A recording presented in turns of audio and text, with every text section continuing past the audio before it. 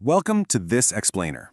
Now, as clinical mental health counseling students, and especially for those of you cultivating a deeply Buddhist-informed contemplative practice, you are already intimately familiar with the absolutely transformative power of being present. You know, when you're in the therapy room, there's this profound temptation to just rely on clinical intuition, right? To just trust the flow of the moment and the energy between you and your client. And don't get me wrong, that mindful presence is absolutely vital. It's the bedrock of what we do.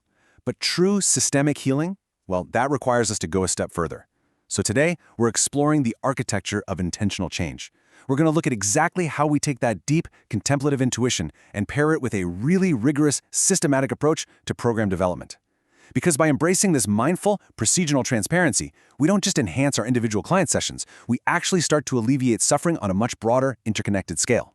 Plus, let's be real. Mastering this systematic approach is exactly what bridges the gap between our intuitive practices and those rigorous K-CRIP standards you all need to meet. It's literally how we prove that what we do works. Okay, here is our roadmap for today. We'll start with number 1, the scale of counseling. Number 2, systematic program development.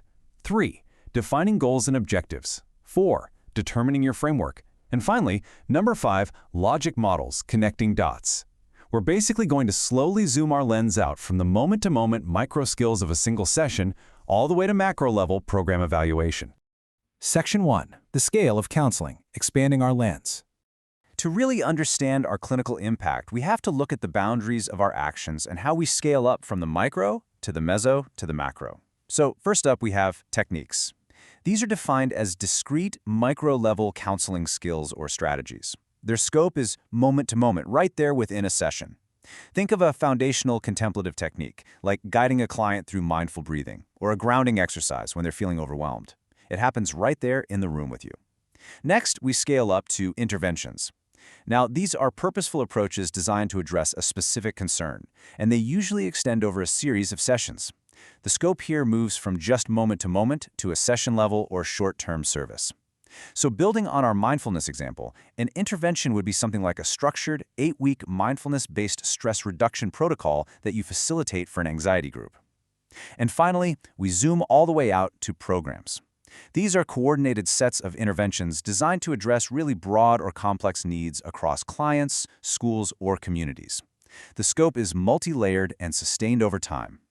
Continuing our thread, a program would be a community-wide initiative that actually integrates mindfulness interventions into local school systems. As counselors, our awareness has to span this entire continuum so we know exactly where our actions fit into the larger picture. Section 2, systematic program development, from intuition to intention. So now that we understand the scale, how do we actually go about building a program? Our source text calls developing an intervention or program a virtuous endeavor. And while it might be super tempting to just throw together a program based on a gut feeling or some anecdotal success you've had, a systematic approach is honestly just far superior. Why? Because clearly defining our processes promotes procedural transparency. In a contemplative setting, this kind of transparency is absolutely vital. It protects us against clinical burnout by giving us clear structures, and it ensures honest, ethical care for our clients. Plus, it helps us see our true impact within a much broader socio-ecological context. Building this architecture requires 4 really intentional steps. First, clarify the broader problem. You've got to view the issue through a wide lens, like recognizing the link between community economic stress and declining mental health. Second, identify the goal that directly addresses this problem. Third, specify objectives to actually track your progress. And fourth, describe the nature and framework of the program. As you can see, every single step connects logically right into the next. Section 3. Defining goals and objectives. Mapping the path. Once we've set our broad goals, we achieve them by hitting a series of precise objectives. And there are 2 vital categories we need to wrap our heads around here to measure our effectiveness. On one side, we have process objectives. These are all about the number and type of activities or services provided. Essentially, it's the doing. For example, tracking how many clients successfully attended an 8-week meditation group. It just tells us that the service was delivered. On the other side, we have outcome objectives. These depict the degree to which an intended effect was actually realized. This is the impact.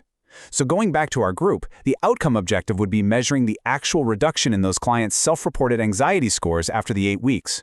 To truly evaluate if our contemplative interventions are reducing suffering, we can't just measure what we're doing, we absolutely must rigorously measure the actual realization of change. So the crucial question then is, how do we write these objectives effectively? The gold standard here is the SMART strategy. Your objectives must be specific, measurable, attainable, relevant, and time-referenced. I want to take a second to look specifically at measurable, because in clinical mental health, especially when we're dealing with profound, subjective experiences like grief, trauma, or cultivating mindfulness, measurability can feel incredibly tricky.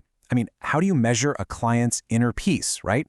Well, we do it by finding validated assessments, behavioral observations, or specific self-reported metrics that translate those internal shifts into observable data.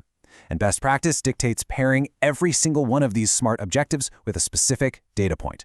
As you step into your roles as counselors, you're going to encounter this everywhere. You'll write SMART objectives for individual treatment plans, for agency program designs, and 100% when you are asking for vital program funding. It is quite literally the language of professional accountability. Section 4. Determining your framework. Grounding in theory. Now, before we rush out and decide exactly what activities we're going to deploy in our program, we have to pause. We need to ground ourselves. The most effective interventions and programs out there are always based on underlying theories of development and change. Just look at the heavy hitters. Aaron Beck's CBT emerged directly from the cognitive model of depression. Marshall Linehan's DBT, which obviously shares a lot of profound overlap with contemplative practices, was heavily grounded in biosocial theory.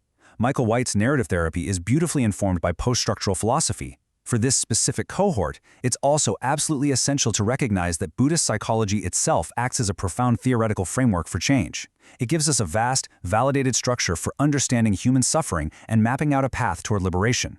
The main takeaway here? All programs have to start with a foundational framework that helps us thoroughly understand the how and why of what we're doing. We don't just act spontaneously, we act from a place of deeply grounded theoretical intention. Section 5. Logic Models. Connecting dots, the ultimate map of interconnectedness. As students in a Buddhist-informed cohort, you fundamentally understand the concept of dependent origination, right? It's that beautiful reality that everything is deeply interconnected and that one single action invariably ripples into another.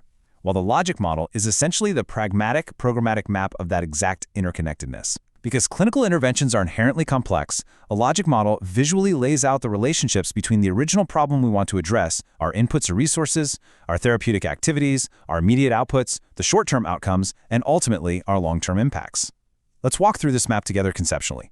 Imagine we input highly trained contemplative counselors and secure space and funding. With those resources, we can run specialized group therapy activities. Doing that outputs a specific number of completed community-based sessions. Those sessions lead directly to the short-term outcome of better emotional regulation for the folks involved. And finally, that individual regulation ripples outward, ultimately leading to the long-term impact of a much more resilient, cohesive community. It's brilliant because it forces us to trace the undeniable line of cause and effect from our very first resource all the way to massive systemic change. There's this core truth in our source text that really serves as a vital anchor for everything we've talked about today. Being clear about what we are doing in counseling and what outcomes we expect lays the groundwork for asking meaningful research and evaluation questions. I love this because it perfectly bridges your contemplative clinical intuition with your crucial role as a researcher and evaluator. When we use tools like SMART objectives and logic models, we aren't just doing tedious administrative paperwork. Not at all. We're intentionally generating the exact clarity we need to honestly evaluate if we are truly helping our clients and our communities. Furthermore, this level of clarity and evaluation, it is exactly what modern CAC-CREP standards demand of us. It's how we elevate our entire profession, ensure efficacy, and continually refine our approach to reducing suffering in the world. We've zoomed pretty far out today looking at the massive macro-level architecture of programs and interventions. But before we go, I want to leave you with this final grounding thought. How will you bring this level of procedural transparency to your very next client session? How are you going to map the interconnectedness of your own therapeutic input to your client's long-term outcomes? Keep that question vividly in your mind as you move forward in your practice, bridging the gap between deep presence and structured evaluation. Thanks so much for exploring the architecture of intentional change with me today. Keep learning, keep expanding your lens, and I will catch you in the next explainer.